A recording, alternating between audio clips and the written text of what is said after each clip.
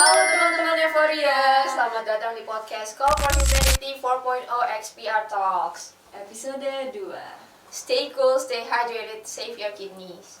Oke, pertama-tama kita mungkin kenalan dulu ya Kania.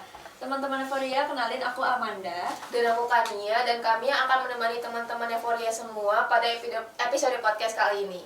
Bener banget, melanjutkan episode sebelumnya ya Kania. Sebelumnya kan kita udah sharing-sharing sedikit nih mengenai ginjal sama Roland, Sasha, dan juga Tania. Enggak sedikit spesial ya karena aku sih kalau ujian ya kayak biar melek Biar ya. melek. Diceritain ada apa sih kok seger banget. Berapa hari nih lepas dari kopi. Jadi kayak udah gak began.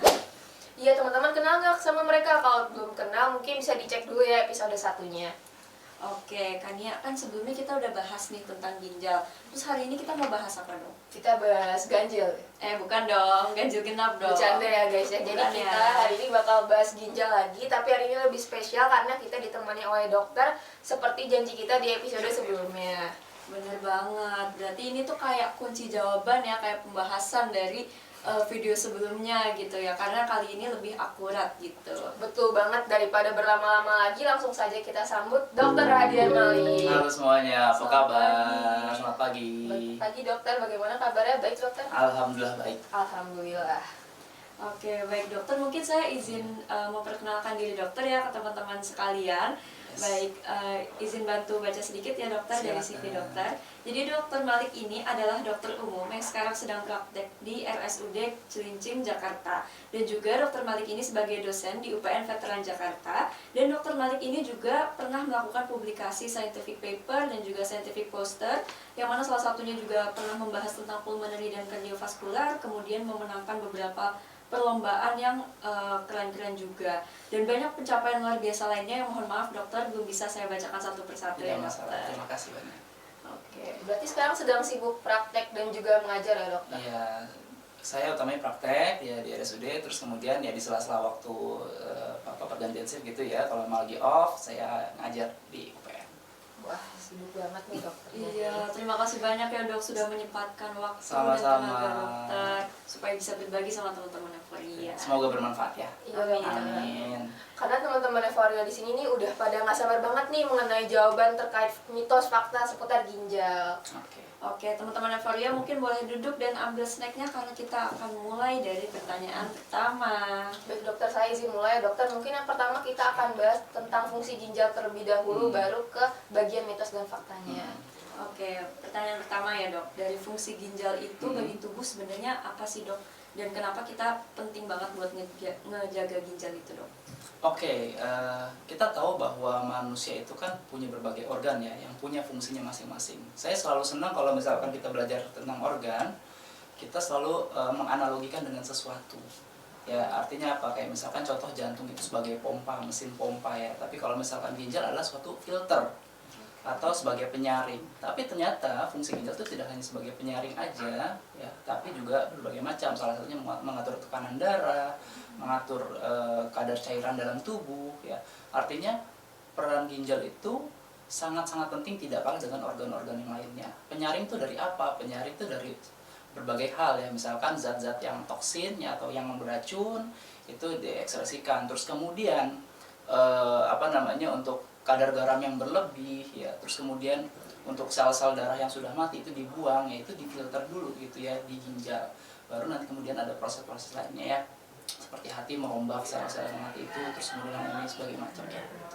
Seperti itu kurang lebih perannya. Berarti untuk filtrasi dan keseimbangan cairan ya dok? Ya, utamanya itu filtrasi dan menjaga keseimbangan cairan dalam tubuh. Ya, meskipun juga di ginjal itu kan ada bagian tubuh lain seperti adrenal namanya ya, itu juga berperan penting dalam menghasilkan hormon ya. Tapi itu bukan bagian dari ginjal itu sendiri, tapi merupakan organ bagian terdekat juga ya, kelenjar yang menghasilkan hormon. Wah, menarik banget nggak sih teman-teman Euphoria terkait fungsi ginjal bagi tubuh kita itu ternyata penting banget. Mungkin kita langsung lanjut aja ke bagian mitos dan fakta ya dokter. Di sini yang pertama, untuk mitos dan faktanya, jarang minum air putih bisa menyebabkan gagal ginjal, sementara minum banyak air putih itu dapat membersihkan ginjal. Kira-kira untuk hal tersebut mitos atau fakta dokter? Kalau saya bisa bilang itu mitos ya, karena gini, ginjal itu kan salah satunya, ya tadi saya sudah bilang ya, mengatakan mengatur kadar cairan dalam tubuh. Kalau seandainya, saya katakan mitos ini, kalau seandainya kita itu butuh banyak cairan ya. Artinya apa? Sebetulnya untuk banyak cairan atau kurang cairan itu memang betul ada kondisi tertentu yang memang seperti dehidrasi misalkan, kita butuh cairan.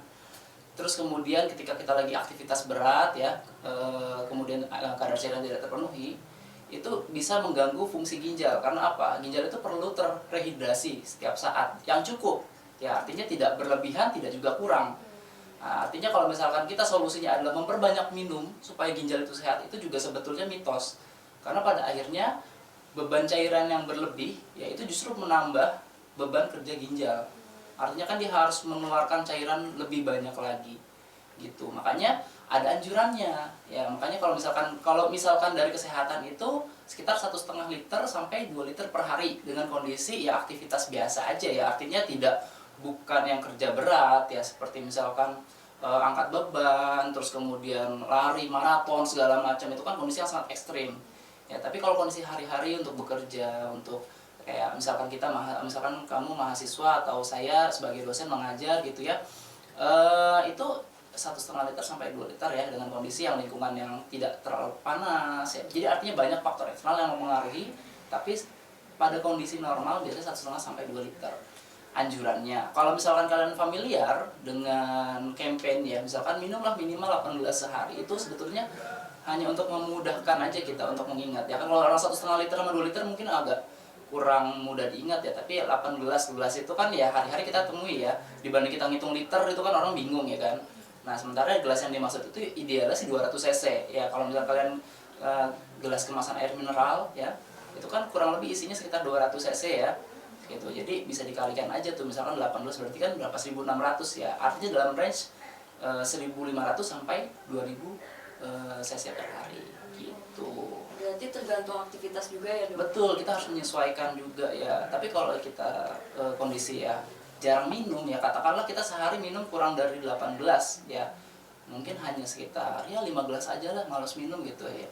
Dan cairan yang di sini pun nggak sembarang cairan ya. Artinya kita dianjurkan minum air mineral atau air putih ya gitu ya. Karena di sini ada ya definisi air mineral itu kan air yang mengandung mineral, ada juga air yang pure tanpa mineral pun ada gitu ya.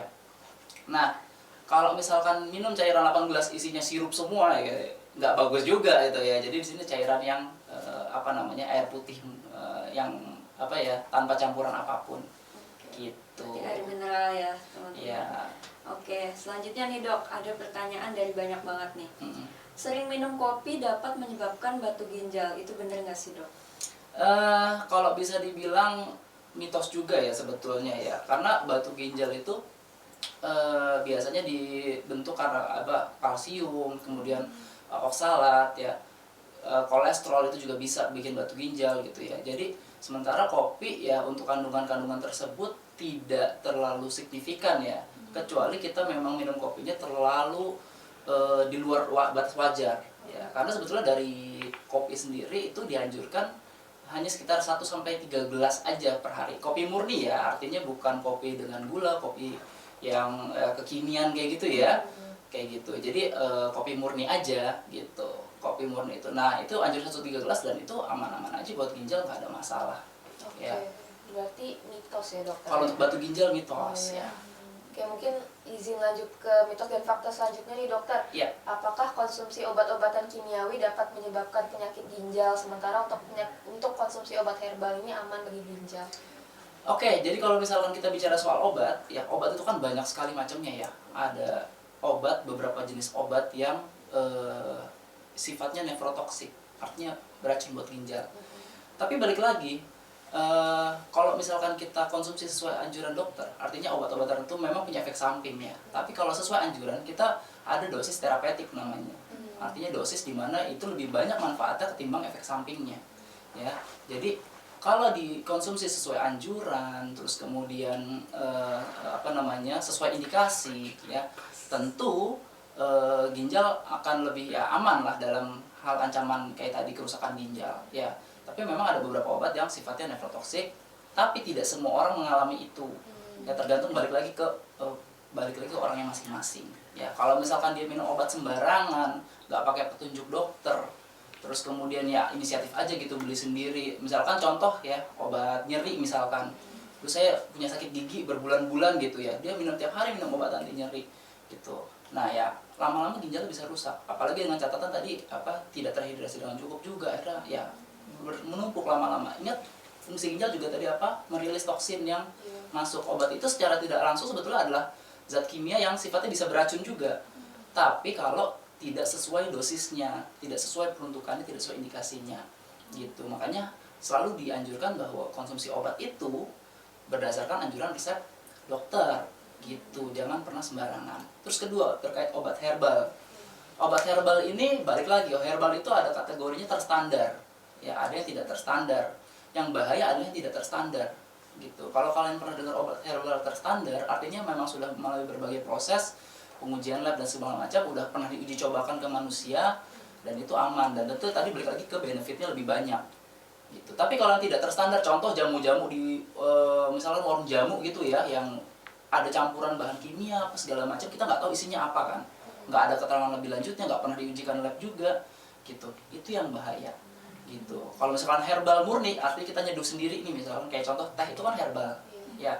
Kalau kita konsumsi teh normal aja, artinya tanpa gula, tanpa apa, kayak contoh ya ocha atau apa gitu ya, tapi kan itu nggak ada campuran gula apapun misalkan, itu aman-aman aja dan bagus-bagus aja buat tubuh. Justru herbal yang seperti itu antioksidannya bagus, tinggi buat tubuh gitu. Jadi itu justru dianjurkan gitu. Balik lagi ke pengkategorian tadi gimana. Berarti ini ya tergantung anjuran ya dok. Betul. Patuh atau enggak, Betul. kemudian obat herbalnya apakah terstandar atau tidak. Betul. Jadi ini tidak bisa dibilang mitos juga, tidak bisa dibilang fakta juga Iya. ya. Karena ada kondisi-kondisi tertentu yang memang dia bermanfaat, ada kondisi tertentu yang itu jadi toksin akhirnya buat kita.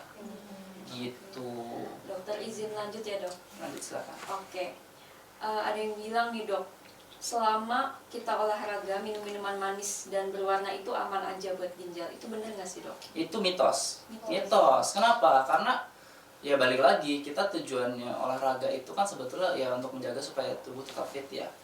Tapi kalau misalkan kita olahraganya itu balas dendam, ya artinya ya saya disclaimer dulu ya. Iya. Saya artinya bukan berarti itu sia-sia. Ya tentu orang yang berolahraga akan lebih baik daripada orang yang tidak berolahraga. Konsumsi manis sama-sama konsumsi manisnya nih, atau gula berlebihnya. Yang satu olahraga dengan satu yang tidak olahraga, tentu lebih baik yang olahraga.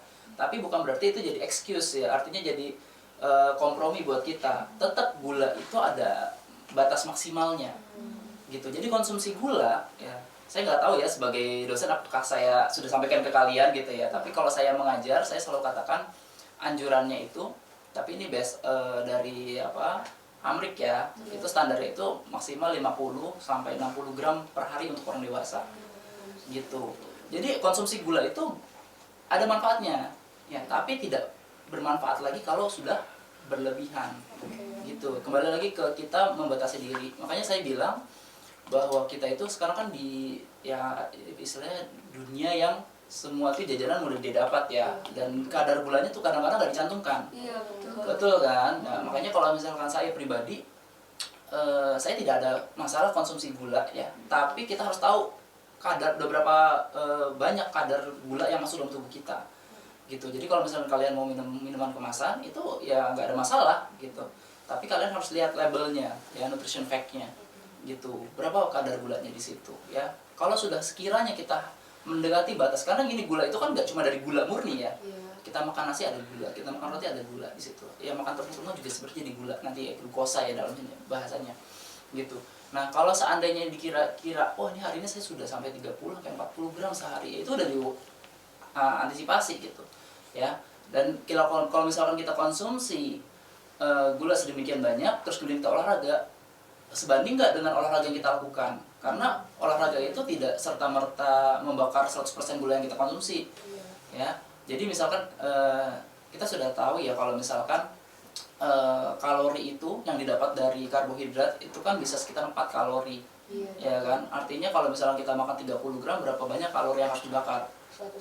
120 ya kan. Sementara untuk membakar 120 kilokalori itu kita butuh olahraga berapa lama? Sekitar setengah jam atau ya 45 menit gitu ya. Masalahnya seberapa banyak orang Indonesia yang rutin setiap hari olahraga konsisten seperti itu, setiap hari loh ya, bukan setiap minggu gitu ya. Jadi artinya akan lebih mudah bagi kita untuk menahan konsumsi ya atau makan ketimbang kita memaksakan diri untuk olahraga yang eksesif, artinya berlebihan gitu. Karena orang Indonesia tuh olahraga 34-5 menit aja juga udah kayak udah cukup gitu ya. Gitu ya, apalagi dipaksakan ngabisin banyak gitu ya. Iya, benar. Oke, mungkin kita masuk ke pertanyaan terakhir kali ya dokter. Iya. Mungkin kan di sini mayoritas masyarakat Indonesia ini sering banget nih begadang. Nah di sini pertanyaannya adalah apakah ada hubungan begadang dengan penyakit ginjal dokter? Dan kira-kira kalau ada itu mitos atau fakta? Sebenarnya kalau begadang itu ya salah satu faktor juga ya, fakta sih saya bilang. Karena ya balik lagi sebenarnya saya juga agak ironis saya ngomong ya, karena sebagai dokter saya juga sering begadang gitu ya, shift malam lah gitu kan. Tapi ya balik lagi memang kalau memang dikatakan begadang itu bisa menyebabkan kerusakan, bisa, tapi tidak secara langsung tentunya ya. Satu, kembali lagi ke karena gini, hubungan capeknya begadang itu kan nanti akan berkaitan dengan penghasilan hormon stres ya, atau kortisol gitu, yang mana kortisol itu nanti bisa mempengaruhi berbagai hormon ya, norepinefrin ya, segala macam. Akhirnya apa? Balik lagi, kalau seandainya dia menyebabkan peningkatan hormon tadi, kan bisa membuat vasokonstriksi pembuluh darah ke ginjal.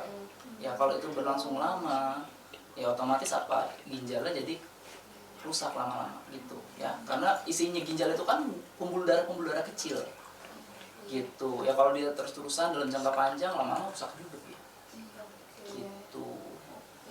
Berarti dari hormon stres itu ya dok? Betul. Wah, akhirnya terjawab juga nih teman-teman semua segala pertanyaan, mitos dan fakta seputar ginjal. Kali ini kita bakal bahas apa lagi nih, Manda? Nah, jadi dok, tadi kan kita udah bahas kebanyakan tentang mitos dan fakta yang beredar, kemudian fungsi ginjal juga udah kita bahas tadi ya dok. Nah, teman-teman Euphoria ini juga penasaran nih dok, apa aja sih dok faktor risiko yang harus dihindari dan juga cara kita bisa deteksi dini untuk penyakit ginjal, kayak gejala atau warning sign yang mengindikasikan kita harus periksa ke dokter dok. Ya, kita kan udah bahas tadi ya bahwa fungsi ginjal itu filter, menjaga kondisi cairan dalam tubuh. Artinya apa? Ya kalau misalkan kita menjaga gaya hidup yang baik, salah satu tadi apa, cukup rehidrasi. Ya artinya konsumsi air 1,5 liter sampai 2 liter per hari. Ya tentu menyesuaikan ya dengan aktivitas harian. Terus kemudian menghindari obat-obatan yang istilahnya tidak jelas manfaatnya, tidak jelas keperuntukannya, atau bahkan kita sering sembarangan konsumsi obat, itu harus dihindari. Ya terus secara umum ya merokok itu harus dihindari, di stop ya, nggak boleh. Karena apa? Balik lagi nanti akan berkaitan sama kesehatan di pembuluh darahnya, gitu ya. Terus apalagi banyak kalau misalkan ada punya faktor risiko diabetes atau hipertensi, itu harus kontrol, gitu. Karena diabetes dan hipertensi itu sahabatan tuh, gitu, penyakit metabolik gitu. Nah efeknya nggak cuma ke jantung, nggak cuma ke pembuluh darah, ya balik lagi semua organ itu kena dampaknya, gitu ya. Jadi sarannya seperti itu, harus menjaga rehidrasi, menghindari zat-zat yang beracun, terus kemudian rokok di stop, seperti itu. Nah kalau misalkan kita warning sign-nya, nah ini penting nih untuk orang-orang tahu. Karena gini, pertama yang paling mudah, misalkan kita buang air kecil, itu lihat ketika buang air kecil ada busanya atau enggak. Nah kalau misalkan saat kencing itu berbusa, ya itu kemungkinan ada protein yang bocor dari ginjal. Sementara protein itu harus tidak banyak jumlahnya gitu ya. Nah kalau seandainya dia ada protein yang bocor. Terus kedua, kalau misalkan nafas kita sering sesak tanpa istilahnya kita tanpa ketahui sebabnya apa gitu ya, jangan-jangan dari ginjal. Ya sesak sih bisa berbagai macam ya sebabnya, bisa dari paru, jantung ya, tapi perlu jadi perhatian juga kalau sesak, baiknya periksakan ke dokter. Apalagi kalau nggak punya riwayat asma sebelumnya, nggak punya riwayat alergi sebelumnya, terus disertai dengan keluhan lain seperti misalkan kaki bengkak ya, terus jalan terengah-engah kayak gitu ya, ada kaitannya. Kita mesti cari tahu apakah itu masalah dari jantung atau dari ginjal, karena biar bagaimana ginjal dan jantung juga saling kolaborasi gitu ya, untuk membantu mempertahankan tekanan tubuh ya, kadar cairan tubuh dan macam gitu ya. Itu salah satu tanda-tandanya. Dan yang terakhir mungkin salah satunya adalah mudah lelah gitu. Karena penyakit ginjal itu kan sekali lagi, ginjal itu menghasilkan suatu hormon yang namanya erythropoietin, yaitu merangsang untuk sel darah merah. Ya, sel darah merah itu kan juga ada Hb ya, hemoglobin namanya, itu yang fungsinya mengangkut oksigen dan hem atau zat besi di situ untuk oksigen. Nah, oksigen ini dibutuhkan untuk aktivitas, ya artinya apa, buat menghasilkan energi ATP gitu ya. Jadi kalau seandainya dia terganggu eritropoietinnya, kadar sel darah kurang, otomatis gampang lelah lah, ada anemia gitu. Jadi ada anemia renal namanya gitu. Oke, berarti tadi caranya itu dengan menjaga diet, terus Betul. pola olahraga ya, Aktivitas juga penting. Kemudian obat-obatan ini juga harus diperhatikan, kemudian berhenti merokok ya dok. Pastinya. Kemudian terus warning sign-nya tadi sesak napas, kemudian ada bengkak, kemudian ada kelainan di urinnya ya dok, Iya, kayak urin berbusa gitu. betul. Oke, mungkin ke selanjutnya kan ya ada yang ditanyain. Oke, tadi kan kita udah sempat bahas tentang deteksi dini dan juga warning signs nih dokter. Mungkin di sini lebih ke tindakan preventifnya sih dokter. Tadi mungkin dokter kan juga udah sempat singgung ya kalau misalnya itu tuh kita bisa dengan olahraga dan juga tidak merokok. Tapi kira-kira ada nggak sih dokter kayak hal-hal lainnya yang bisa kita terapkan di kehidupan sehari-hari sehingga ginjal kita ini terjaga dan juga kita terhindar dari penyakit-penyakit ginjal tersebut. Yang saya rasa seperti yang sudah saya katakan tadi ya, artinya kita mesti rehidrasi yang cukup. Karena gini, ginjal itu kan sifatnya kalau udah rusak itu dia reversible ya, artinya irreversible sorry. Jadi artinya kita cuma bisa menjaga supaya dia tetap baik kondisinya. Tapi kalau udah terlanjur rusak, ya kalau terlanjur rusak itu untuk kembali pulih itu kemungkinannya sangat kecil. Gitu. Jadi artinya kita hanya bisa memperlambat progresif atau ya mempertahankan supaya ginjal tetap sehat. Caranya gimana? Ya tadi ketika kita aktivitas berat, ya cukuplah konsumsi air putih ya. Terus kemudian kalau seandainya memang kita itu perokok, ya berhenti karena manfaatnya nggak ada sama sekali, kerugiannya sangat banyak gitu. Nggak cuma ginjal aja yang kena, jantung, paru semuanya kena ya, kayak gitu. Jadi hal-hal yang saya sudah sebutkan tadi itu harus diantisipasi sih. Wah, berarti tadi dengan tidak merokok dan juga rehidrasi yang cukup ya. Oke, boleh di take notes nih teman-teman Euphoria. Betul. Wah, nggak kerasa nggak sih dokter udah 15 atau 20 menit nih Manda kita udah ngomong-ngomong tentang ginjal. Full insight banget ya, padat banget. Terima kasih banyak ya Dokter Malik. Oke. Kita belajar banyak banget hari ini dokter. Alhamdulillah, semoga bermanfaat ya. Amin, pasti bermanfaat dokter. Terima kasih banyak dokter udah mau menyempatkan waktu dan juga energinya untuk memberikan edukasi nih di podcast Call for Humanity 4.0 XPR Talks ini. Oke, Sama-sama. Oke, mungkin kita udah sampai di penghujung acara podcast nih teman-teman. Kami juga ingin mengucapkan terima kasih banyak kepada teman-teman Euphoria semua yang sudah menyimak podcast episode 2 kali ini. Semoga bincang-bincang kita dengan Dr. Malik dapat memberikan manfaat dan juga pengetahuan baru nih buat teman-teman Euphoria semua. Dan kalau teman-teman Euphoria suka sama pembahasan ini, teman-teman Euphoria boleh banget untuk subscribe YouTube BEM FK UPN VJ karena bakal ada episode selanjutnya seputar ginjal lagi. Terima kasih banyak sekali lagi Dr. Malik. Terima kasih juga Terima kasih juga sama-sama teman-teman semua. Sampai jumpa di episode selanjutnya. Call for Humanity 4.0. Stay cool, stay hydrated, save your kidneys.